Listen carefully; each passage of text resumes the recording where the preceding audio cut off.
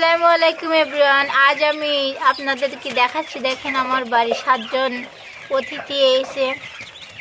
আমি এই 7টা বাচ্চা আজকেই মনে করেন যে নিয়েছি, আমার ননদ থেকে এগুলো আমি কিনে নিয়েছি।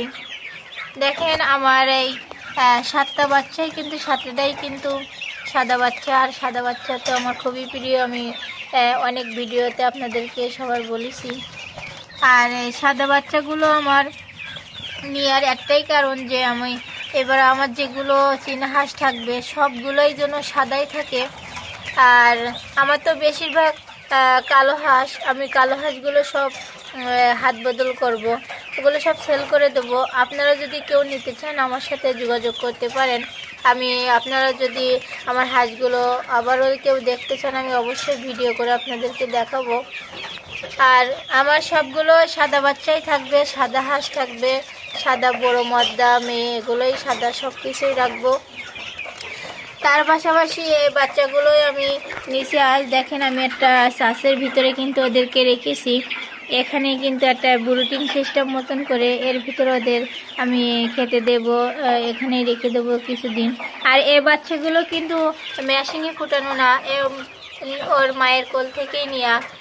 আজ 3 দিন বাচ্চাগুলো উঠেছে, তো দেখেন মনে হচ্ছে যে বাচ্চাগুলো 4-5 দিন হয়ে গেছে, এমনই ভাব। আমার ননদের বাড়ির পাশে একজনের হয়েছিল, ননদ থেকে আমি এগুলো নিয়েছি, এটা আর কি। আর আমার বাড়ির যে হাঁসগুলো দেখেন আমি কিন্তু বাইরে দিয়েছিলাম, সেখান থেকে খাঁচাতে উঠাইছি। এই যে আমার যে হাঁসগুলোর বাচ্চা, আমার যে সাদা বাচ্চা 3টা ছিল, মাশাআল্লাহ অনেক বড় হয়ে গেছে। ওদের বয়স আজ 8 দিনের মতন হচ্ছে। দেখেন 8-9 দিনেরও মনে হয়, খুব সম্ভাবনা 10 দিন বয়স।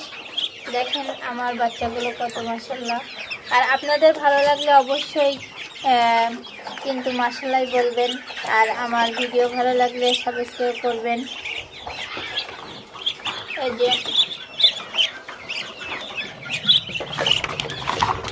সবাই সুস্থ থাকুন, ভালো থাকুন। Thank you.